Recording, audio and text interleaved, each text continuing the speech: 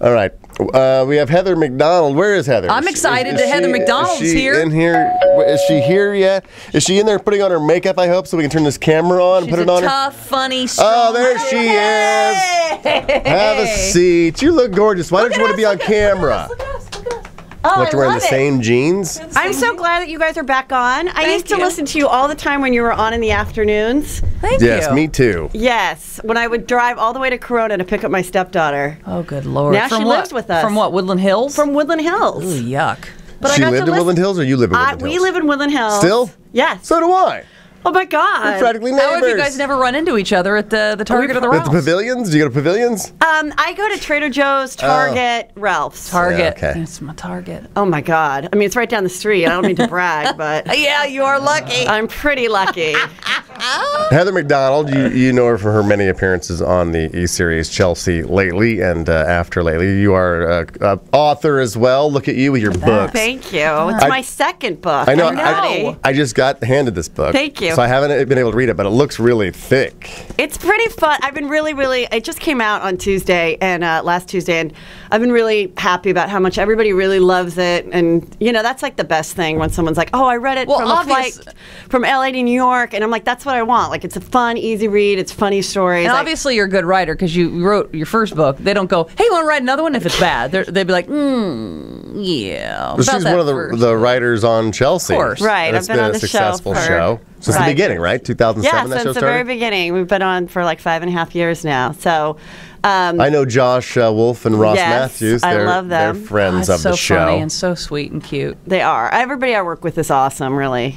I did see a piece in your book that, because I haven't read it yet either, but I was piecing through it, and I love that you love like CBS 48 Hours and Dateline. Oh my God, we're obsessed. That's my husband and I. I fall asleep to it, which makes for weird dreams, but I love those crime solving. Oh my God. Well, my husband we'll always TiVo it, and then we'll go to bed early because we have 3 kids, and then he'll wake up early on a Sunday morning, and he'll bring me my coffee, and he's like, oh, it's a good one. It's a good one. And I'm like, oh, let me just be in bed and like masturbate to it, because I cannot. And I love it when it's rich white people. I'm sorry, but when it's like the better their life is, the bigger the tragedy, the way she lights up a room, I love it. I cannot get enough of it. She had it all.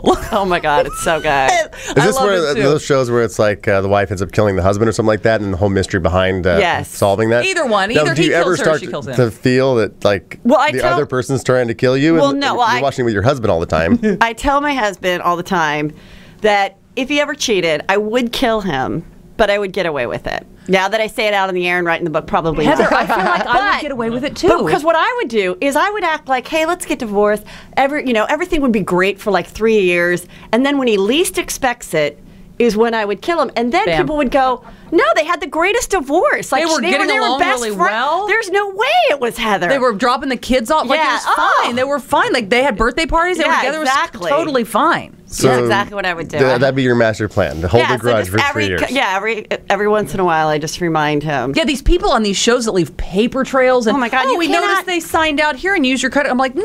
No, you cannot MapQuest where you're going to dump their dead body. Okay, they will track that back to your hard drive. Or check tides of the ocean. And don't schedule your breast augmentation for the day after your husband's funeral. Yeah. Also, huge And never mistake. go fishing on Christmas. It seems like something people just don't do. Absolutely not. Is that how a grieving wife would mourn? Heather McDonald hanging out with us.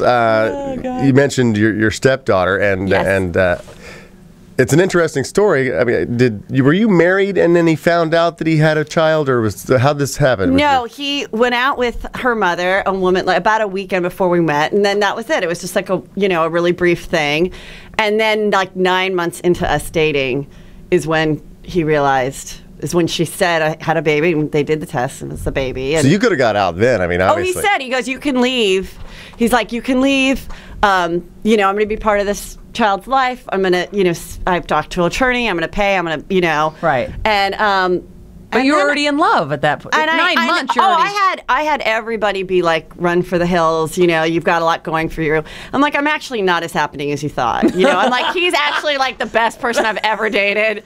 And then I also thought, it's a baby, and I may never have babies. Who knows? This could be the only child I ever have. And then I just imagined he had a really nice Expedition at the time, Ford Expedition, and I just imagine a year from now, some other girl driving in that passenger seat who would have an awesome life, and I would still be bitter single girl with my friends, and several of the friends that said "Run for the Hills," 13 years later, are still single today. So.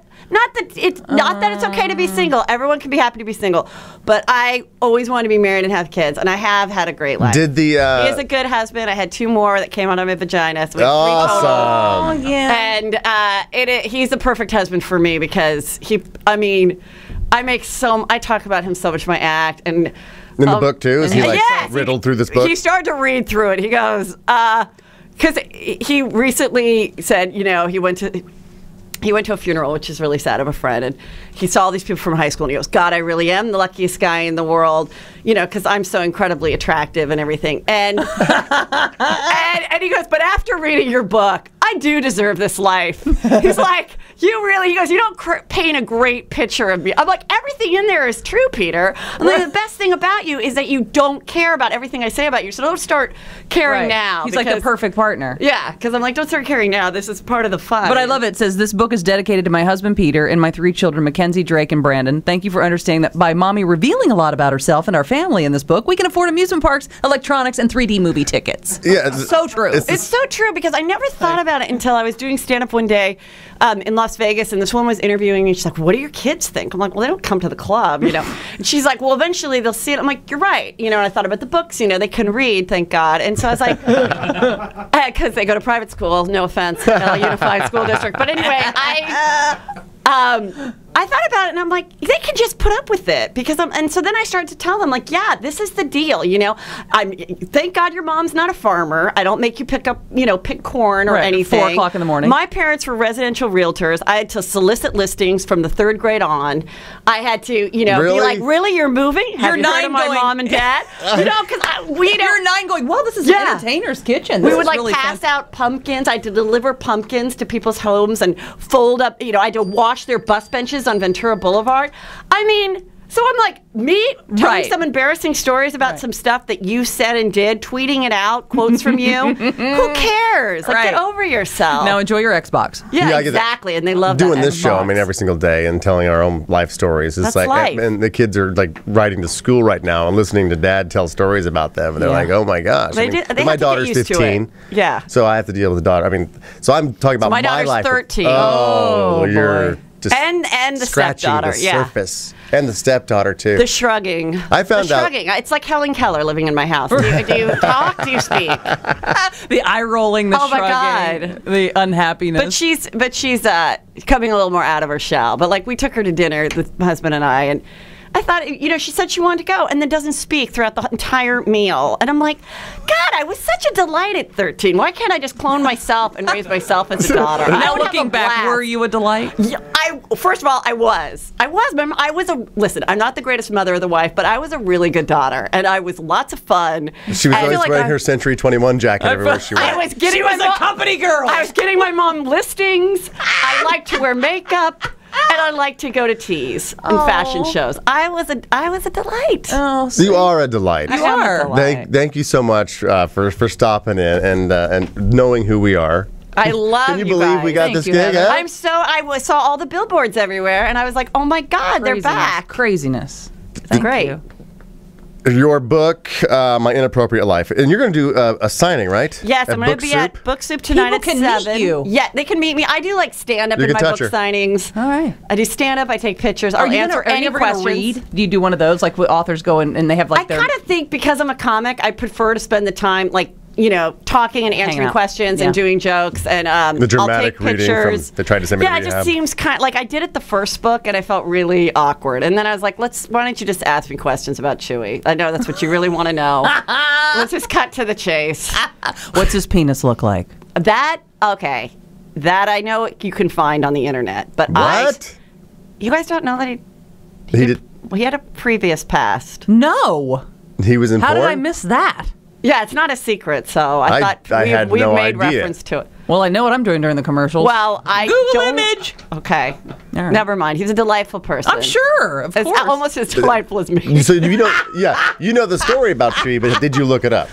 No, but I did accidentally walk in when someone else showed me. And that's what I don't like about internet porn, because someone will go, hey, check this out. You think you're seeing a kitten, and then you're like, what? Right, And it's someone with a horse. And you're like, it is etched into your brain forever. I thought it would be someone with a kitten. And I mean, and it's really true. That's why I'm kind of like, people do have a point when they say, porn can be dangerous, because I have visions I can't get out of my head. Oh, no, believe me, he's shown stuff that I cannot unsee. And I'm going, why? And I go, that poor horse. He goes, the poor horse? Why would you feel sorry for the horse? I'm like, well, I felt sorry for the horse, too. Right, Because it seemed like it was freaking out. He doesn't know. He doesn't know that was a woman. Right. And no, I feel sorry for the horse. That's all I'm saying.